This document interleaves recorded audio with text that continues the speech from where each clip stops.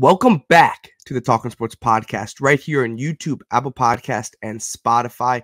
Guys, we appreciate everyone that is clicking on or listening or watching to this episode. I know it's been a while. It's been about a month since our last episode, and that was our conference championship preview. So once again, you guys are joining us for another college football episode. We are going to be breaking down, obviously you can see by the title, our college football playoff preview. You'll be seeing this on today, so Friday this afternoon. Obviously, the playoff is Monday, so we're going to get you guys jam-packed with everything that you guys need to know, score predictions, all that kind of stuff.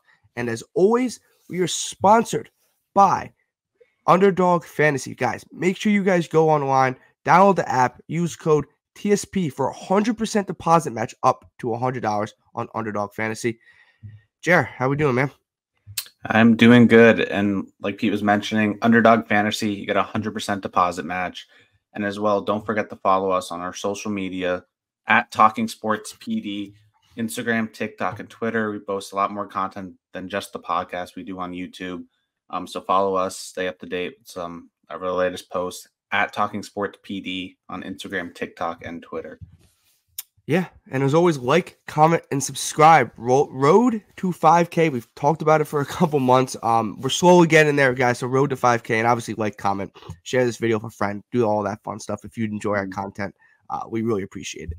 But okay, so before we do this, we have another guest. If you guys watched our conference college football championship preview, he was on. If you watched 2 years ago when we broke down the college football playoff, he got it really wrong with picking Michigan to go all the way. But it's all good. We're going to have him back, and that is Ryan Matson. Ryan, how we doing, man? What's up, guys? Happy to be back talking college football again. So we was here for conference championships. It's pretty exciting weekends, pretty controversial weekends, and this should be an exciting playoff. You going to redeem yourself after 2 years ago? 2 years ago was pretty rough. I did pick Bama to beat Georgia in the conference championship. So I kind of screwed up last week. So I guess but we all also picked Oregon. We'll screw it up somewhere. Yeah. But I do remember, Gerald, both of you and I picking TCU to beat Michigan last year, Georgia to beat Ohio State, and Georgia to beat TCU last year. So you and I got look, it's 3 games you have to pick, right? So this isn't like rocket science, but we did it. So let's see if we can do it again. That's all that matters. Yeah, so obviously, guys, we have 2 great games. We have the Rose Bowl, Michigan, Alabama, and then the Sugar Bowl, Washington, Texas. We're going to start with the earlier game that you guys will be seeing on New Year's Day. That is Michigan taking on Alabama. Ryan, I'm going to start with you, man. In the Rose Bowl, 1 seed Michigan, 4 seed Alabama. Just something that sparks your mind in this game. Yeah, I mean, this game's really all you can ask for. I think everyone kind of knows that. I'm sure Florida State fans are upset, and I think I do think they should have been in, but that's beside the point. This game's awesome. I think that one thing I'm looking forward to is the quarterback matchup, which is probably not something people are really saying about this game in particular, because this is the game with like the 2 better rosters for sure, better defenses probably than in the other game. But when you have that, I think the quarterbacks will make a difference in terms of like who can do more with their legs. Both these quarterbacks like to use their legs a lot. Who can not turn the ball over? The one game Bama lost, Milroe had a few turnovers that were like pretty bad. It was a long time ago, but still, that's the first thing that comes to my mind is, can either of these quarterbacks like win the game for their team? I know they can, but like, will either of them? Yeah, I agree. I think the team that's going to win is the team that forces the other quarterback to kind of make mistake, like you said, force turnovers. But what I'm looking here is, this is a new Alabama team that we saw beginning of the year, like we know. They just beat the number 1 seed and took them out of the playoffs. So they're hot right now, and they're very confident, and that's scary when you get like a Nick Saban Alabama team that's very confident and believe they could win every game they play. So, yeah, I think this one's going to be more of a bruising game. Not as flashy, not as high scoring, but it's going to be a great game. Yeah, I talked about this when we did the conference championship preview, and obviously I think I underestimated Alabama a little bit, and I think a lot of people did. But also, this isn't like your typical Alabama team up front. Like, this isn't like your ferocious run defensive team or your pass rush. Look, I got it. They have Dallas Turner, who has 9 sacks on the year, one of the best pass rushers in the country. He's probably going to be an NFL draft pick. this upcoming spring. But like Michigan's your old school kind of running game. We saw against Penn State, Michigan, they decided to really not throw the ball mainly in that second half, and it was all on the ground, like Corum. So if Michigan and one, they don't, like you said, right, like both teams don't fully rely on their quarterback. I do think Bama relies on the quarterback just a bit more to make something happen with his legs, just because I don't think Bama has a true elite back. But like if you're Michigan, you have Blake Corum, they're going to run the ball. And I think this is something that they didn't do last year against TCU, where they kind of spreaded it out a little, and they kind of got behind early. They got behind early, and then they had to become a true passing down. So like if you're Alabama and you can get up to an early lead and turn Michigan into a one-dimensional passing team, I think you're going to win. But if Michigan's going to want to win that kind of grinded out kind of game, like we'll win by 6 or 5, but we're going to be okay winning that way because we'll run the ball, we'll play good defense. JJ McCarthy won't turn the ball over because he doesn't really turn the ball over, or he hasn't turned the ball over this year, and he'll make the easy throws. But if the roles are reversed and Michigan turns into a one-dimensional passing team and they get in the 3rd and 8s and the 3rd and 9s and the 3rd and 10s, I think that's where that kind of helps Bama in this game. Yeah, I mean, we've seen that both of the playoff games that Michigan was in. I mean, Georgia just beat them, but Georgia went up 14-0 in like the blink of an eye, and then all of a sudden, I mean, that Michigan team wasn't as good. I mean, when we've seen Ohio State make the playoffs before, Ohio State, they're usually more of like a run and gun team. Michigan is like the best Big Ten team at like playing Big Ten football. Like their defense is really good. They run the ball. They only had 7 turnovers all season, and 3 of those were against like Bowling Green. Like that was really weird. So that's why I brought up the turnover battle. Like I do trust them, but then again, you look at the playoffs last year, they turned it over 3 times, and they were all crucial turnovers. So like everything Michigan's done the last 2 regular seasons has been like perfect, you know. Ohio State twice beat Ohio State on the road in a shootout. Then they beat them at home in, you know, still a higher scoring game, but not like a total shootout. One thing that's big is Zinter being out for Michigan, their right guard, because he's like their best he's one of the best offensive linemen in the country. You could see when he got hurt against Ohio State how like shook up everyone was. I'm not going to put much stock into them beating Iowa. I mean, but like it wasn't like they just ran over Iowa from the get-go. No, it was like 3-0 into the second quarter. Like it wasn't like, it was about what you expected for that game to be. So if that hurts their ability to run the ball down Alabama, I don't know if they'll be able to just drop back and pass like Pete was saying, even if they're not losing, if that's just their game plan, which I don't think it will be. That, I mean, Saban's a defensive guy. He used to be like a defensive backs coach. I'm expecting their secondary, like Alabama secondary, to be fully prepared and have McCarthy guessing a little bit. And Pete, like you said, like when they beat Ohio State, they just ran through that defense. So they need to establish the run early, need to try to get up early and just keep running the ball, because that just destroys a defense and kind of just sets the tempo for the game that like, yeah, we're going to beat you by doing this. And if you want to stop us, you got to stop us. But if they get into that throwing battle where it's kind of like not a shootout, but playing catch up ball or just needing to air it out, putting it in McCarthy's hand to make a play, he might, you know, if that's the situation where he might turn the ball over, and that's what's going to be probably maybe their downfall if they get into one of those situations. Yeah, it's also obviously Michigan's been tested this year, but it's been only a handful of games, and I don't think it even gets to a hand. Like it's been Penn State, it's been Ohio State, and if you guess you want to call Iowa in the Big Ten championship, but I don't even want to call that tested. So this is obviously when you get into the playoff, it's your biggest test. But I always obviously we're going to give score predictions in a couple minutes, and as I'm looking at this game, I always go back, and I know we're focused on Michigan a lot, but I just feel like for some reason that's it keeps coming back to me. But the last 2 years, I've kind of put a sour taste in my mouth trying to think if Michigan's going to win this game. Because, look, 2 years ago, they lost to a Georgia team that was pissed off after losing the SEC championship. And obviously, Georgia went on to go win the national championship. So that Georgia team was great, one of the best defenses we've ever seen.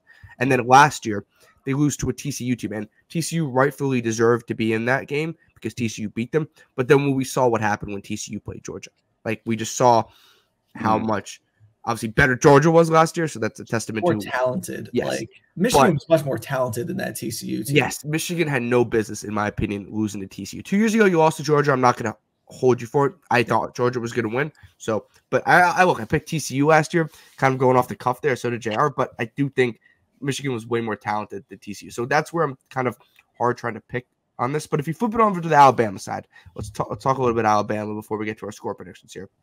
Jalen Milroe obviously had a coming of age kind of season. It was like you had Ty Simpson, you had Tyler Buckner. They were rolling through games. If you're an Alabama fan, you remember that USF disaster. Even though you won, it was just a complete disaster of a game.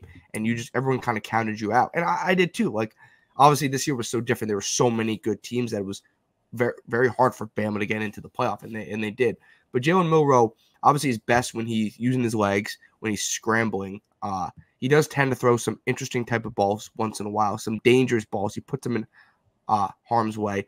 The one thing is I like their running backs, McClellan and Williams, but they're not Alabama running backs, right? Like this isn't your typical even Najee Harris or Damian Harris or Mark Ingram or Derrick Henry. Like it's nowhere near any of those guys. So they rely more on the quarterback making plays. And obviously Alabama's talented on the outside. Jermaine Burton, Isaiah Bond are really good receivers, but this isn't like Devontae Smith. This isn't Julio Jones. Like this isn't like Jameson Williams. Thank you. That's what I was thinking of. This isn't like a star-studded wide receiver core or a star-studded running back team. This is a really good team. They're not a great team. Yeah, it's not. I think people have been saying this. It's not like 2020 Alabama or like 2012 Alabama. No. But I do think that's kind of overblown a little bit in terms of their performance, at least before the Georgia game. I think people don't realize that now. Because obviously the Auburn game, like they could have lost, but that's a rivalry game at Auburn that happened in 2021. If you look at the numbers, like their offense is right there with Michigan in points per game. They're both like in that 13 to 15 range, like, very good offenses. Their defense is giving up only 18 points per game, which is, Michigan's is at 10, which is crazy, but they also played 10. Bama played much better offenses. They played LSU, who's best offense in the country, Texas, Ole Miss, and then Georgia. They didn't like shut any of them down. I mean, they lost to Texas, but they did enough to win the other 3 games. They got some turnovers against Georgia, which helps. I think they're gonna have to get probably turnover against Michigan. And then Pete, going back to what you were saying, I think if you just like took the team names and the logos away and you just looked at like the resumes, pretty much everyone would say that like Michigan is probably a better team. They had a better season. So the logic behind Alabama is like the psychological aspect. Like it goes beyond that. Like you trust Nick Saban after a month, or you don't trust Michigan in the playoff. So, and I think that's valid definitely to a point, but I think it's like a different aspect compared to if you're going with Michigan, you just think they're the better team, which they probably are, at least right now in terms of talent in the trenches. Like McCarthy's more experienced at quarterback. And also like both of these teams, I think, feel pretty disrespected. I mean, Michigan, because you had the Harbaugh thing all season, whether it was fair or not for him to get suspended in season, it's definitely, if you're a Michigan player, you're going to feel like disrespected, like everyone hates you, which is fair. And if you're Alabama, I mean, did you see the Jalen Milroe thing? I think it was yesterday or the day before. With Bill O'Brien, Bill O'Brien said he shouldn't play quarterback anymore, or shouldn't have played quarterback, or he basically stinks when he was at Alabama. The presidency, Jalen Milroe pretty much said that like Bill O'Brien, their previous offensive coordinator, told him he should switch positions, which is to what, running back or wide receiver? Probably. I didn't see like one of the two, probably. One of the two, So we'll definitely give him a chip on his shoulder. And like, Nick Saban's always going to have the boys ready to play in a big game. No one's questioning that. Plus the fact that like people believe like Georgia's the better team than them too. And like, it sucks that Georgia's not in. They got in. So they got on their shoulders. Jared, anything else you want to touch on Alabama that sparks your mind before we give some score predictions? Yeah, I would say kind of like in the sense of what Matson is getting at. Like, if you're if you're picking Michigan, you're picking them because like they're the better team. Then if you're picking Alabama, you kind of know Michigan's the better team, but you're just betting on Saban. You kind of like what he's done, his resume and stuff like that. So, yeah, no, I think that's a very valid statement from. I mean, you saw when they were on the committee, like, or when it was the selection day, everyone saw the video of like the Michigan party when that Alabama logo came up there. Like, yeah, I don't think that means like Alabama's necessarily going to win the game, but I think there was definitely a sense that they'd rather play Florida State, and I think they definitely rather play Florida State if Jordan Travis was healthy. It's just something about Nick Saban scares you. I mean, they were dead in that Auburn game. Like, they were dead. They should have lost. Dead in September when they lost to Texas, and then they were dead again in that Auburn game, and they just found a way to rally back both times without, the 2020 like super team that they had where they just killed everyone. And also, Alabama's a Hugh Freeze boneheaded defensive call away from obviously not being in this game. And also, Jalen Milroe made a great play on the play, so I'm going to give him credit there as well. But also, Hugh Freeze is bad. In terms of like neutral sites, this will be a true like 50-50 Rose Bowl, Rose Bowl, like, which is cool. I love the next game. It'll be pretty cool seeing the yellow and the red, when they fly over. I mean, I don't think that'll have an impact at all. It's a far trip for both teams. It's going to be 50-50. And I also want to preface when we said Alabama doesn't have the stars on the outside, and obviously they have very good receivers, they have very good running backs. This team is still absolutely loaded with 5-star guys up and down the roster. They have one of the best true freshman corners in the country in Caleb Downs. Like, he's just incredible. Dallas Turner's great. Like, I know Kool-Aid Kinstry's one of the best corners in the country. Like, this Alabama team is still top 2, top 3 talent-wise team in the country. Obviously, just didn't have the household names on the outside. Yeah, it's not like NFL Pro Bowlers like all over the fields. But Michigan, I mean, Blake Corum's great, but like Michigan's more built, in the trenches and like on defense, which is very important. It's just not as flashy. I mean, this game's not going to be as flashy as the other game, but I don't think either coach wants it to be. Like, this will be like a 2012 kind of throwback LSU kind of Alabama games. That we're talking not 6-9-3 or whatever that championship was. If you guys had to guess, which QB do you think's gonna make more mistakes this game? Probably Jalen Milroe. All right. Unless Michigan gets completely flipped off their game. Like, if Michigan just plays how they've played all year and just kind of plays their style of football, I don't think J.J. McCarthy makes a lot of mistakes. He's used to, but then obviously he's grown as a quarterback. But if Michigan, like I said earlier, turns into just a pure pocket passing team and just have to throw the ball consistently, and Alabama knows that, I think that's when Michigan can get in trouble. That's fair. Okay. So everyone who's watching, listening, drop a comment who you guys got in the Rose Bowl, Alabama or Michigan. Ryan, I'm going to start with you. Who do you got winning, and what is your, I guess, quote unquote score prediction? And before I preface that, right now on Friday at 10:35 a.m., Michigan is 1.5 point favorites. Yeah, I mean, they opened at 1.5, and that line really hasn't moved at all, which is a little surprising. But yeah, at the risk of looking like an idiot after this game ends, I'm going to go with Michigan again by 3, 27-24. I just think, like, picking them to lose because they've lost previous playoff games, I don't think is fair. Like, they're going to win a first playoff game eventually, or something. Like, you would think. It's just like, if you want to say you think Bama's going to beat them, that's fine. But I don't think they're going to beat themselves for a third or for another time in a row. I think they're better. I think they'll be able. Bama's run defense isn't amazing. They did a good job against Georgia, but Georgia also kind of shot themselves in the foot multiple times in that game. I think they'll get ahead, and they ran on Penn State. They ran on Ohio State. I just like them by a field goal. I mean, we said I think they're a better team. I think they are motivated, whether it's fair or not, which kind of will at least even out Bama's motivation. And I think they're a little more experienced. This team's, I think the TCU game will help them. You saw it; they were pretty composed at the end of that Ohio State game. Yeah, that's just where I'm going. Maybe I'm trying to jinx them again. Who knows? But no, I think it'll come down to the ends, and I'm just gonna go with Michigan this time. Jared, what do we got?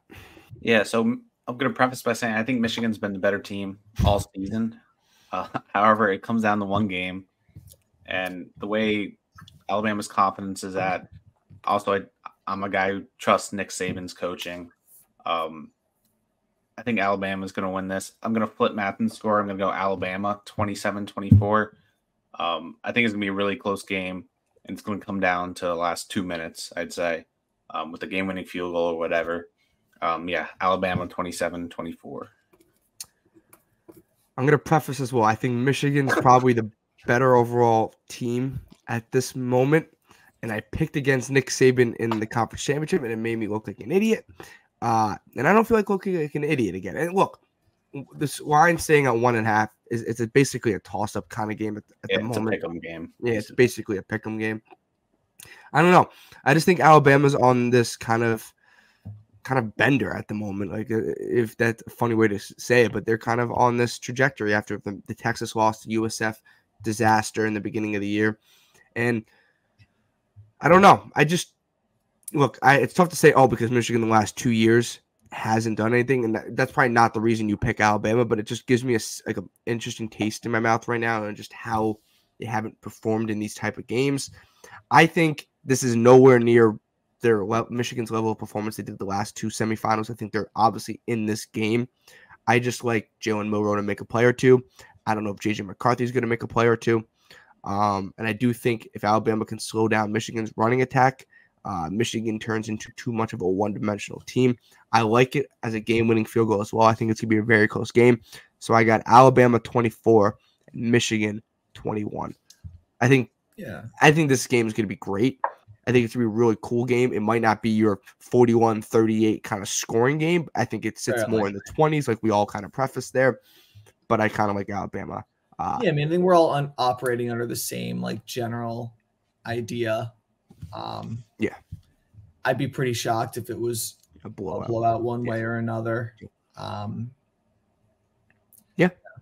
Okay, everyone in the comment section down below, drop a comment who you guys got. Time for the second semifinal game. This is the Sugar Bowl. It's going to be taking place in New Orleans.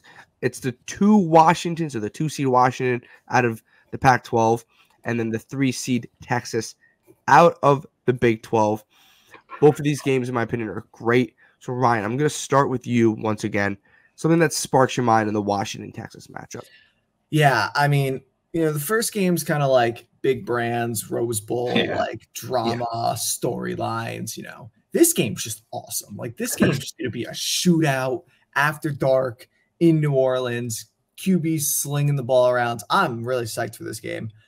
I think the main battle, if you will, or the main advantage will be Washington's pass game versus Texas's secondary, which is the weakness of Texas's football team. And obviously Washington's pass game is one of the best, if not the best in the country. You got Penix, who, we all thought Washington was going to lose that game to Oregon. Most people thought Washington was going to lose that game to Oregon, and they just showed up and they just beat them again. McMillan being back in that game, he had 8 receptions for 120 yards. He made a big difference.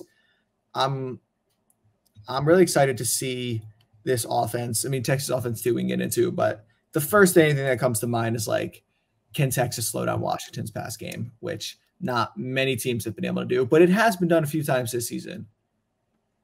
I'd say my main takeaway is Washington has a sick pass game. I think it's going to be a high-scoring game. Not so much that can Texas take away Washington's pass game, because it can be done, but the reality of that's probably not going to happen. Yeah. But just Texas's D-line stopping the run completely and just taking that out of the game. Yeah. And forcing Penix to just keep throwing the ball. Yeah. Because when you become really one-dimensional, you got to be a well-rounded offense if you're going to want to beat a team at this caliber. And if you just can't run the ball for anything, they're just going to sit back in zones and just eat you alive in the pass defense. I know Penix will probably have a really good game. Their passing offense is probably going to do really well. But if you just take that run game out, on a 3rd and 1, they don't feel confidence to run the ball. That's going to give Texas the main advantage. Yeah. Yeah, look, I love this matchup. Obviously, both teams are loaded at the quarterback position. Both teams have very good running backs. Both teams are loaded on the outside with receiver Adunzu and Polk and McMillan for Washington, and Xavier Worthy and Donnie Mitchell, who has legit college football playoff experience, which you can't really get a lot because there's only 2 games a year, or 3, I guess, in the playoffs. So both teams are loaded. I like what Jared said. The up front from Texas, and I was reading some things about this. They have Malik Murphy and Devondre Sweat. Both are no, not Malik Murphy. Byron Murphy. Sorry, Byron Murphy. My bad. Malik Murphy is the former Texas quarterback. That's what I was thinking of. Byron Murphy and Devondre Sweat, both are NFL caliber defensive tackles, right? Like they don't have the sack picks for sure. Yeah, they don't have the sack numbers, but they have the we're gonna just run stop and we're gonna let our other guys eat around you. So obviously, Washington offensive line was named the Jim Moore Award for the best offensive line in the country. Yeah. But I want to see how they protect up front, right? Like if Texas is able to get pressure up front to Michael Penix, then it becomes a tough day passing because Washington relies on their O-line because they take a lot of shots. They take a lot of shots down the field. And when you take a lot of shots down the field, those plays are slow developing. Michael Penix needs time. So if Sweat and Murphy can cause havoc in that interior of the offensive line and make it uncomfortable for Penix, just even the threat of them, just to keep him off balance, I think it becomes tough. So I love kind of like the old school kind of matchup of like, I know we're talking about the receivers, and the receivers are great, and the quarterbacks are great, and the offenses are great, but the interior of the defensive line for Texas versus the interior of the offensive line for Washington, 2 of the best, I guess, units in college football. No, that's a great point. And it goes into what Jared's saying too, because if you look back at the Oregon game, whenever Washington needed to run to get a first down, they were pretty much able to do so. Like they're not going to be a run first team, but Dylan Johnson's very good. And they use the run to kind of set up the pass and just move the chains. Yeah. And like Jared said, if they can stop, Texas can stop that, it could be really detrimental to Washington. And then also, Pete, what you were saying, whenever Oregon was like getting momentum in that game, Washington would just like hit a downfield shot to Odunze or McMillan, and then they're rolling. And those are longer developing plays. So that's a good point. If they can, the one pick Penix threw was because there was like pressure in his face and he had to throw off the back foot against Oregon. So I don't think either secondary is going to really be able to like stop the receivers on the other team for extended periods of time. So and then Penix, he's not like, he doesn't like to run, but he is pretty, I guess, mobile in the pocket. Like he doesn't get sacked if you watch their games. Like so for those downfield shots, if Texas gives them the time, like they're not gonna be able to hold up. I mean, some Texas secondary stats. They gave up 380 yards passing to Houston. Houston was not good this year. 330 and like 4 touchdowns to Will Howard in Kansas State. And that Oklahoma game, they kicked a field goal to go up 5 or 6 with like a minute and 10 seconds left, and then Dylan Gabriel and Oklahoma just marched down the field till it goes nothing. So it's not a great secondary, but if the D line can kind of help them out, I'll be interested to see how much they're going to blitz in this game, like how aggressive the defensive coordinator wants to be, because they were able to make Milroe in Alabama, make some big mistakes, like make some bad decisions. Penix is obviously a lot more experienced. I mean, he's just a better thrower of the football, but he'll throw some interceptions too. I mean, it's not unheard of. No, bad one against Oregon. If Texas can get Washington to be a little too like jumpy and a little unsure throwing the ball downfield, that's where they can get them. And Jared, let's talk about. I'm going to ask you about Texas's offense. Unless you have something to talk about Washington offense. No, I don't. I mean, Quinn Ewers is a great quarterback. He doesn't really turn it over as well. He only had 6 interceptions on the year, but he also doesn't have to do too much because of that run game. I know that Jonathan Brooks is hurt. He's out for the game. Yeah. But I think the CJ Baxter kid, he stepped up. He's averaging around like 5 yards per carry still. So like their run game's still in motion and they're still running the ball. And they got good receivers, Xavier Worthy, Adonai Mitchell, close to 1,000 yards each. So I wouldn't count this Texas offense out either. No, they're capable of no running up the score against Washington as well. So if it is a shootout, Texas can still stay in it, Yeah, look, Texas is great. Like, and obviously not having Jonathan Brooks, I agree. CJ Baxter and Jaden Blue filled in pretty nicely for Jonathan Brooks, but obviously Jonathan Brooks is your guy. He had over 1,100 yards on the year and 187 carries, averaged 6 yards per carry with 10 touchdowns. Like, that's not an easy stat line to replace. No, obviously, heading into such a huge game against Washington in the semis, but obviously they're loaded on the outside. Like, Xavier Worthy is probably a day one pick, if not an early day two pick in the NFL. Like, he's a legit NFL wide receiver. He got banged up in that conference championship game, but I haven't heard anything that he's not playing. Pretty sure he's fine. And then Donnie Mitchell, obviously we remember him at Georgia. He had the game-winning catch against. That's a game-winning catch at Georgia. Yeah, and then transferred. Yeah, and that's a transfer portal college football. And then obviously they have a big tight end in Jatavian Sanders. I agree, Jared. Texas is they don't have. I think Penix is better than yours, and I think Washington has probably a little bit better offense because I think they can run the ball a little better now than Texas. But I do think Texas is it's not an A+ offense to a D offense. It's an A+ to an A- offense. Texas is a great offense. Like, this is a very minor thing, and hopefully this doesn't come into play because you brought up the A.D. Mitchell thing.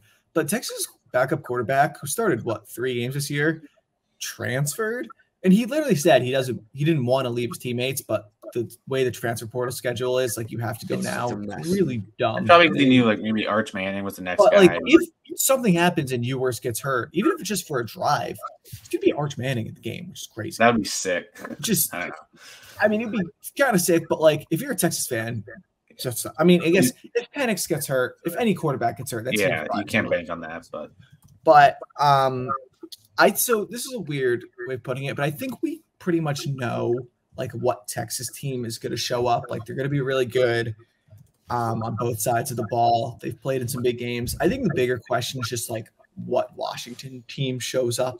Is it the team that almost lost to Stanford and almost lost to Arizona State? Because if that team shows up, Texas is going to beat them by like 10 at least.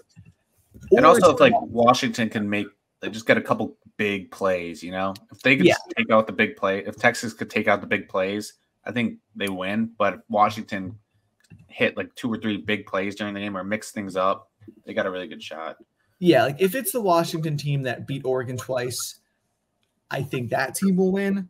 The defense for Washington, it's concerning. They're not great. They're not great. Like, they give up a lot of yards. They give a lot of yards to Utah, and like Utah's offense was not good this year.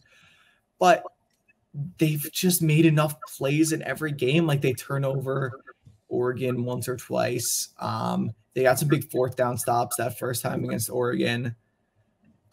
It's like it's kind of, I don't want to say it's like TCU last year, but I think the defense at least kind of is, and that they're just like doing enough to win. Mm-hmm. But like much better offense, of course. Yeah, I mean, their last 5 games, they won 52-42, 35-28, 22-20 against Oregon State, what was like the rainy game. They're going to have to score. Pretty well there. They're going to have to score. 34-31. They're going to have to score. I think this will definitely be a higher scoring game. I'm sure the over-under is much higher than in the other one. And something else, kind of like an X factor, which is really unfair to Washington, but they picked the bowl sites before the playoffs, is that this game's being played in New Orleans. New Orleans is a lot closer to Austin, Texas than it is Seattle, Washington. Mm-hmm. This is like, plus the fan base for Texas. Texas is a huge fan base. I mean, it's late night. I mean, it's like 8:00 Central Time. This is not going to be like they're playing in Austin, but it's definitely going to be close to it. More of a home field advantage for Texas. I agree. It's unfair to Washington because they're the 2 seed, but also they get to wear purple. They get to wear their purple. That's what they get. They get to wear purple. They get to play in a more. They get to play in a worse environment, but they get to wear. Washington's definitely mad that Georgia didn't win. Because then they play Michigan in the Rose Bowl, but then you have to play Michigan instead of Texas. I think Washington's been counted. Like we talk about, they've been counted out. Look, we all 3 counted them out. Yep. Against Oregon, we're like Oregon's winning. Winning. I had Oregon winning by like 14 in that game. So did the national media. So we all counted them out. even though I picked Washington, or I should have just stuck with Washington. We all counted them out. I love this game. I actually like this game more than the other game. Just because it's more entertaining. It should be a more entertaining game. I think the other game's more iconic. This game is more entertaining. And like both of these teams, they unquestionably deserve to be here. They both have great seasons. It's funny that this is kind of like a Big Ten versus SEC future battle in a way, compared to like you have the actual Big Ten versus SEC battle in the other game. Well, I think it's funny that we both counted them out. I'm pretty sure we all did counted them out for the Oregon game, primarily on the reason that like we believed Oregon was the better, well-rounded team, and that Washington's defense wasn't going to come through, and they continue to come through. So it's funny to see this again, where I think we all believe Texas is the best, a well-rounded team, and we might count Washington's defense out again, but can they come through again? So. Yeah, I think the month off will definitely help Washington. I know they had some like injuries on defense. Odunze, I think, was a little banged up. Like McMillan getting another month. That's something also. Like, I don't think there's really a coaching advantage in this game. Both coaches have done a great job this season. They're both, on the young, less experience, and like, I mean, now they've coached in a playoff game. Although Sark was like an OC in a playoff game, but I mean, DeBoer has just done a great job. He wins. He wins games. And like, going back to that Washington State game, they ran like a fake handoff jet sweep with like their season on the line and like a 4th and 3. Like it's an aggressive, like fearless play call. So I trust them to not kind of like turtle up if the game gets close late. But yeah, it's just. Yeah. Okay. Have these teams like ever? They played each other last year in the bowl game, right? Who? Washington, Texas and Washington. I think they did. They played in like the Alamo Bowl last year. Okay, you're gonna Google that because I don't remember that. No, I think you're right, Matson. I was reading on that. Washington won 27-20. Yeah. Oh, what a revenge game for the Alamo Bowl for Texas. You threw for 370 and lost. But these teams are much better than last year. Yeah. Not totally different, but different. That's okay. Funny. Anybody else? We got anything else to say before we get to score predictions? I don't know. I just hope it's a fun shootout. Sean McDonough is on the call. I love him. He always calls a good, high-scoring game. It's going to be – I wish the game just started earlier. 8:45. 8:45. Jerry, anything you got? No, I'm ready to get into picks. Okay, let's get into picks. Ryan, I'm going to start with you. Everyone in the comment section, drop your comments. Washington, Texas. Ryan, what do we got? Well, I have been doubted Washington last time. I'm not going to do that again, even though I know it'll be a tough environment. Texas might probably, more 5-stars on the roster. I just trust Enix and DeBoer more than I trust Ewers and Sark when it comes down to it. And I think that's what makes the difference. I think this will be higher scoring. I'm going to go Washington 37, Texas 33. I think this will be a good game too. I think this could be a track meet, and I kind of think that's what people hope happens and hope is the case. And I think whoever wins this game has a legit chance of winning the championship. I know a lot of people think that the Rose Bowl is the real championship, and it might be, but I don't think that that's necessarily the case. So I think this could be a great game. I'm going Washington. Yeah, so I was back and forth even while we were shooting this video. First I had Washington, then I kind of switched to Texas, and then I'm back on Washington. I got Washington winning 41-34. I think it's gonna be high scoring. And like Matt said, I'm not counting out Washington again. Counting that out too much. However, I do think whoever wins this game most likely will lose in the championship. So I got Washington 41-34. I was really hoping one of you guys would pick Texas. It was this close. Because I'm gonna stay with who I was thinking. I'm thinking Washington. I'm gonna go with Washington. Washington 34, Texas 31, and that means we're probably gonna be so wrong because we all went Washington clean sweep. I don't know. What was your score, Pete? 34-31. I mean, Texas is so we all got over 30 points. Texas is 4-point favorites. Yeah. So I guess we're telling everyone to go take Washington +4. But no, I didn't want. We counted out Washington against Oregon. They've been counted out down the stretch just because they play in the Pac-12, just who they are. I think they're the better team. I think they're the better quarterback. I think they have the better offense. And I think in this type of game, I don't think the defenses of both sides are good enough or like elite enough to make that kind of difference. I do think Texas is a better defense than what Washington's putting out, but I like Washington's offense. I don't know. I think Washington with the better offensive line, with the better weapons, better quarterback, I think they win a shootout. But if this game gets ugly and gets into the trenches, I think Texas has probably the upper hand in this match. Just a final note and like kind of defending my Washington pick. You know, people rightly pointing out that they won a lot of like close games this year, which they did. And some of those were against bad teams. But there was a stretch in November where Texas was doing the same thing. I mean, we were together for that Kansas State game. Texas easily. Kansas State had like second and goal from the 7 to win the game in like double overtime. Texas defense stood up. Then the next week, they almost lost to TCU. And then the week after that, they were in a dogfight with Iowa State for like a long stretch.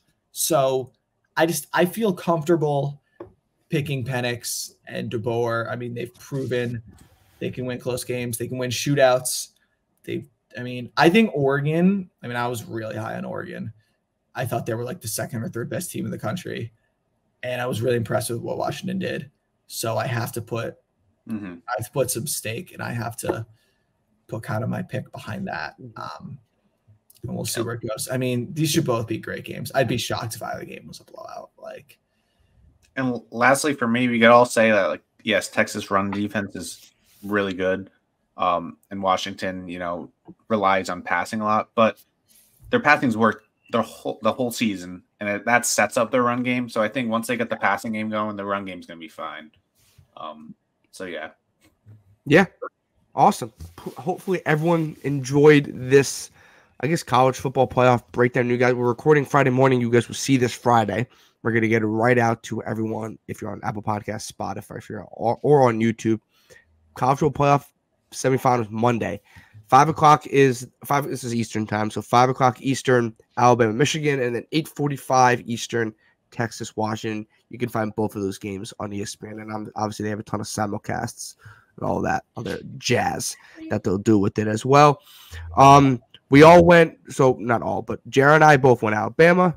Ryan went Michigan, and then we all went Washington as a collective unit.